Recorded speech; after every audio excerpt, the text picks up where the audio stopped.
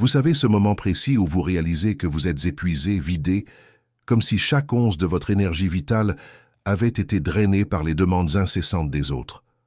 Ce moment où vous vous regardez dans le miroir et vous ne reconnaissez plus la personne qui vous regarde, cette personne qui a donné et donné encore jusqu'à ce qu'il ne reste plus rien. Peut-être que c'est 3 heures du matin et vous êtes allongé dans le noir, votre esprit tournant en boucle sur toutes les façons dont vous avez négligé vos propres besoins aujourd'hui pour satisfaire ceux des autres. Votre corps est là, présent physiquement, mais quelque chose d'essentiel en vous semble avoir disparu. Cette sensation de vide, ce sentiment d'être invisible dans votre propre vie, ce n'est pas de la faiblesse. C'est le signal d'alarme de votre psyché qui crie que quelque chose de profond a été trahi. Freud a passé sa vie à explorer ces mécanismes cachés qui nous poussent à nous sacrifier, à saigner pour les autres, jusqu'à l'épuisement. Et ce qu'il a découvert pourrait complètement transformer votre compréhension de pourquoi vous faites cela, et surtout, comment arrêter.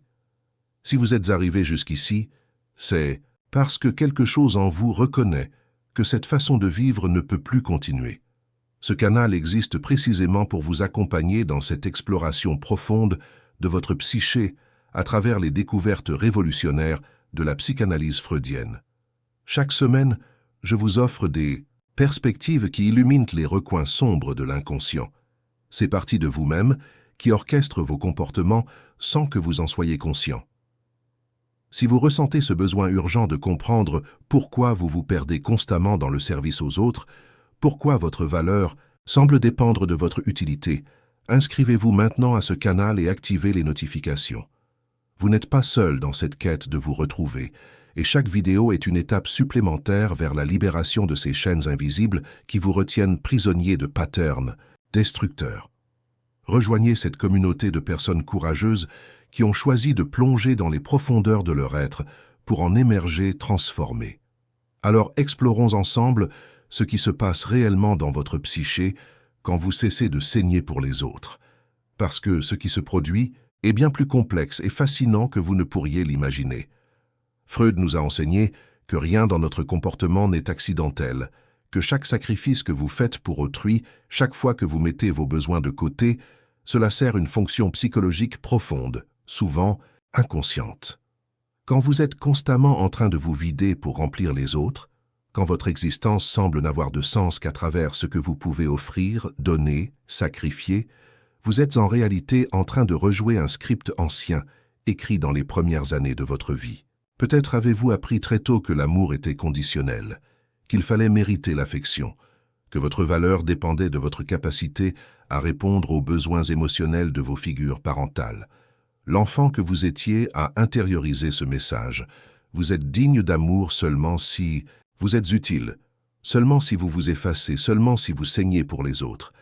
Et cet enfant blessé continue de vivre en vous, adulte, répétant inlassablement le même pattern, cherchant désespérément à obtenir enfin cet amour inconditionnel qui lui a manqué, sans jamais le trouver parce que vous le cherchez au mauvais endroit, chez les mauvaises personnes.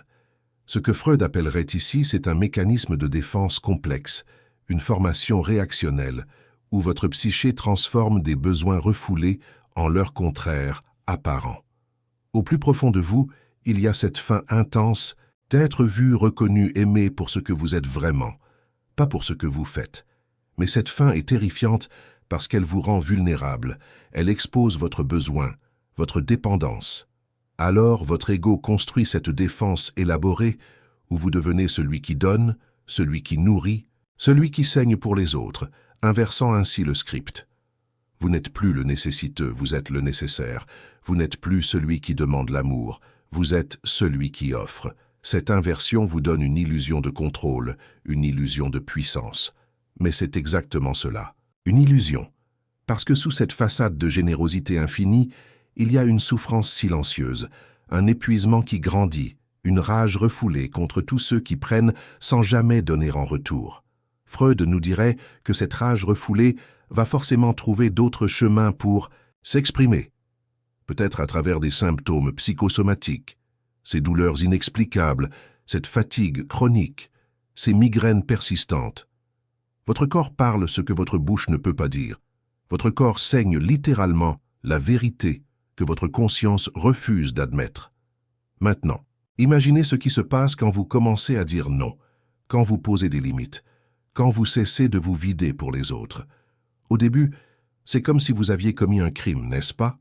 La culpabilité vous envahit, viscérale, presque insupportable. Vous vous sentez égoïste, cruel, vous voyez la déception dans les yeux des autres, et cela vous déchire. Cette culpabilité n'est pas anodine, elle n'est pas un simple inconfort émotionnel passager. C'est votre surmoi qui se déchaîne, cette instance psychique que Freud a identifiée comme le siège de la morale intériorisée. La voix de vos parents, de la société, de toutes les figures d'autorité qui vous ont appris comment vous devriez être. Votre surmoi hurle que vous êtes mauvais, que vous ne méritez pas d'exister si vous ne servez pas, que vous allez être abandonné si vous ne vous sacrifiez pas. Cette voix est puissante parce qu'elle porte en elle des décennies de conditionnement, des années de messages répétés qui ont sculpté votre psyché. Mais voici ce que Freud comprenait profondément. Cette culpabilité, aussi intense soit-elle, est en réalité un signal. Elle vous montre exactement où se trouvent vos chaînes les plus profondes. Elle illumine les croyances limitantes qui vous emprisonnent.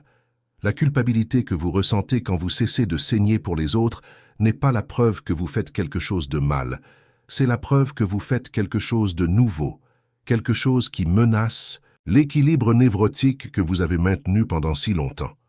Je veux faire une pause ici et vous poser une question directe. Vous ressentez cette culpabilité déchirante chaque fois que vous osez prioriser vos propres besoins, n'est-ce pas? Cette voix intérieure qui vous dit que vous êtes égoïste, que vous décevez tout le monde, que vous ne valez rien si vous ne vous sacrifiez pas. Si votre cœur bat plus fort maintenant, c'est parce que vous savez exactement de quoi je parle. Et je veux que vous compreniez quelque chose de fondamental, vous n'êtes absolument pas seul dans cette expérience. Des milliers de personnes vivent cette même torture intérieure, ce même conflit entre le besoin de survivre et la peur d'être abandonné. Descendez dans les commentaires maintenant et écrivez simplement « Je ressens cette culpabilité aussi ». C'est tout ce que vous avez à faire. Parce que, quand vous partagez cela, quelque chose de magique se produit.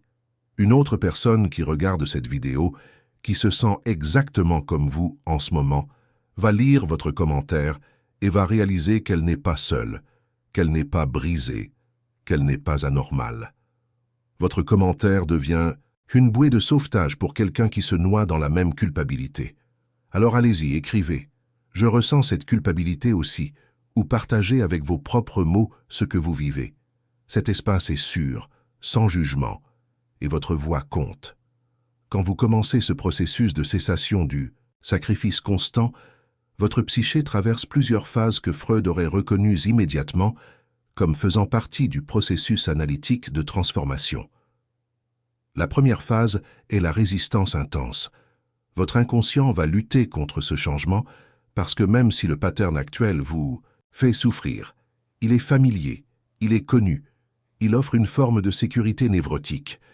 Vous allez peut-être vous retrouver à retomber dans vos vieux comportements, à dire oui quand vous vouliez dire non, à vous excuser quand vous n'avez rien fait de mal.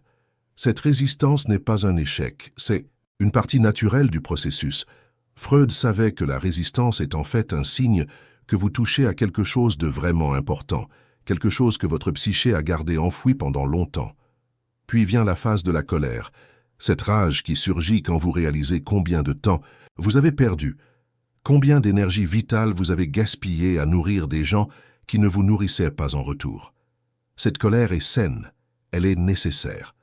Freud comprenait que la colère refoulée se transforme en symptôme, mais la colère consciemment ressentie et exprimée de manière appropriée et libératrice. Vous allez peut-être ressentir de la rage contre vos parents qui vous ont conditionné ainsi, contre les personnes qui ont profité de votre générosité, contre vous-même pour avoir permis cela. Laissez cette colère exister, écrivez-la, criez-la dans un oreiller, ressentez-la pleinement. Elle porte en elle l'énergie nécessaire pour briser les chaînes. Ensuite arrive quelque chose de fascinant que Freud aurait appelé le processus de deuil. Quand vous cessez de saigner pour les autres, vous devez faire le deuil de l'identité que vous aviez construite autour de ce rôle. Qui êtes-vous si vous n'êtes plus le sauveur, le donneur infini, celui sur qui tout le monde peut compter au détriment de votre propre vie. Cette question est vertigineuse parce qu'elle révèle le vide identitaire que vous avez rempli avec le service aux autres. Vous réalisez peut-être que vous ne savez même pas ce que vous aimez vraiment, ce que vous voulez vraiment, qui vous êtes vraiment en dehors de ce rôle de sacrifice. Ce vide est terrifiant, mais c'est aussi un espace de potentialité pure. Freud nous enseignait que nous devons traverser ce désert identitaire pour émerger avec une personnalité plus authentique, plus intégrée. Dans son article sur le deuil et la mélancolie, il explique comment nous devons retirer notre investissement libidinal des objets perdus pour pouvoir investir dans de nouveaux objets, dans de nouvelles façons d'être. Quand vous faites le deuil de votre identité de martyr, vous libérez une énergie psychique immense qui peut maintenant être investie dans votre propre croissance, dans vos propres désirs, dans votre propre vie. Ce qui commence à se produire alors, c'est que les gens autour de vous réagissent, et leurs réactions sont révélatrices. Certaines personnes vont se mettre en colère, vous accuser d'avoir changé, d'être devenu égoïste, distant. Ces réactions vous montrent exactement qui bénéficiait de votre sacrifice, qui était dans votre vie uniquement pour ce que vous pouviez leur offrir. Freud parlerait ici de la distinction entre les relations d'objets matures et les relations narcissiques. Dans une relation d'objet mature, l'autre vous voit comme une personne entière, avec vos propres besoins, désirs, limites. Dans une relation narcissique, l'autre vous utilise comme une extension de lui-même, un objet fonctionnel qui existe pour servir ses besoins à lui. Quand vous cessez de fonctionner dans ce rôle d'objet, les narcissiques dans votre vie vont soit disparaître, soit intensifier leur manipulation pour vous ramener dans le rôle. Vous allez peut-être entendre des phrases comme « Tu as tellement changé, tu n'es plus la personne que je connaissais » ou « Je ne te reconnais plus ». Et la vérité est qu'ils ont raison. Vous avez changé. Vous n'êtes plus la personne qui se laisse utiliser, épuiser, vider. Vous devenez enfin vous-même. Et pour certaines personnes, cette version authentique de vous est inconfortable parce qu'elle ne sert plus leurs besoins narcissiques. Mais il y a aussi des gens qui vont réagir différemment. Vous allez découvrir qui sont vos véritables alliés, les personnes qui vous aiment pour qui vous êtes, pas pour ce que vous faites. Ces personnes vont respecter vos limites, même si elles doivent ajuster leurs attentes. Elles vont célébrer votre croissance, encourager votre transformation. Freud nous rappellerait que ce sont les relations qui méritent votre investissement émotionnel. Ce sont les connexions qui nourrissent votre moi authentique, plutôt que de renforcer votre faux self, cette façade construite pour plaire et servir. À mesure que vous continuez ce processus de cessation du saignement pour les autres, vous commencez à expérimenter quelque chose que vous n'aviez peut-être jamais vraiment connu auparavant, l'énergie vitale qui vous revient. Cette énergie que vous déversiez constamment à l'extérieur commence à circuler en vous, à nourrir votre propre système. Vous dormez mieux. Vous avez plus de clarté mentale. Vous redécouvrez des passions oubliées. Vous ressentez de la joie pour des petites choses. C'est votre libido dans le sens freudien du terme, cette force de vie, cette énergie créatrice, qui n'est plus détournée vers l'extérieur mais qui circule maintenant dans votre propre psyché, nourrissant votre propre existence. Freud comprenait que la santé psychique n'est pas l'absence de conflit, mais la capacité à gérer le conflit de manière productive. Quand vous cessez de saigner pour les autres, vous n'éliminez pas le conflit, vous le transformez. Le conflit externe avec les autres qui vous demande de continuer à vous sacrifier devient un conflit interne plus gérable entre votre besoin de connexion et votre besoin d'autonomie, entre votre désir de plaire et votre besoin de vous respecter. Ce conflit interne est sain parce qu'il se produit dans un espace où vous avez du pouvoir, où vous pouvez négocier avec vous-même, où vous pouvez trouver un équilibre. Le conflit externe vous laissait impuissant, constamment, réactif aux demandes des autres. Le conflit interne vous rend acteur de votre propre vie. Vous pouvez choisir quand donner et combien donner, basé sur votre capacité réelle et non sur la culpabilité ou la peur de l'abandon. Vous devenez capable de générosité authentique, celle qui vient d'un lieu d'abondance plutôt que de vide, celle qui nourrit plutôt que d'épuiser. Il y a quelque chose de profondément spirituel dans ce processus que Freud, malgré son scepticisme envers la religion organisée, aurait reconnu. Quand vous cessez de saigner pour les autres, vous commencez un processus d'individuation, pour reprendre le terme de Jung, le contemporain et rival de Freud. Vous devenez un individu complet, séparé, entier. Vous n'êtes plus fondu dans la masse indifférenciée des besoins des autres. Vous émergez comme un être distinct avec des contours clairs, des limites définies, une présence unique. Ce processus est spirituel parce qu'il vous reconnecte avec votre essence la plus profonde, avec ce que vous pourriez appeler votre âme, si ce terme résonne avec vous. Freud parlerait de la libération du moi authentique des contraintes du surmoi tyrannique et des pulsions chaotiques du ça. Quelle que soit la terminologie que vous utilisez, ce qui se passe est une forme de renaissance. Vous mourrez à l'ancienne version de vous-même qui existait uniquement en fonction des autres, et vous naissez à une nouvelle version qui existe d'abord et avant tout pour elle-même. Cette transformation n'est pas linéaire, elle n'est pas simple, elle n'est pas sans douleur. Il y aura des moments où vous voudrez retourner à l'ancien pattern parce que c'est plus facile, parce que vous connaissez les règles, parce que la culpabilité devient insupportable. Freud nous avertissait que le processus analytique est long, ardu, semé d'embûches. La psyché ne se transforme pas du jour au lendemain. Les patterns profonds, ceux qui ont été établis dans l'enfance et renforcés pendant des décennies, résistent farouchement au changement. Mais chaque fois que vous choisissez de ne pas saigner pour quelqu'un, chaque fois que vous honorez vos propres besoins, chaque fois que vous restez avec la culpabilité sans y céder, vous creusez un nouveau sillon neural, vous établissez un nouveau pattern. Lentement, progressivement, la nouvelle façon d'être devient plus naturelle que l'ancienne. Le tout. Point de bascule arrive souvent sans que vous le remarquiez immédiatement. Un jour, vous réalisez que vous avez dit non sans ressentir cette culpabilité écrasante. Un jour, vous remarquez que vous avez passé une semaine entière à vous concentrer sur vos propres projets sans vous sentir égoïste. Un jour, vous regardez dans le miroir et vous reconnaissez la personne qui vous regarde, et plus encore, vous l'aimez. Ce que Freud nous enseigne finalement, à travers sa compréhension de la psyché humaine, c'est que nous avons tous le potentiel pour la transformation, mais cette transformation requiert un courage immense. Le courage de regarder nos patterns les plus profonds, même quand ils sont laids, même quand ils révèlent des vérités inconfortables sur nous-mêmes et sur ceux que nous aimons.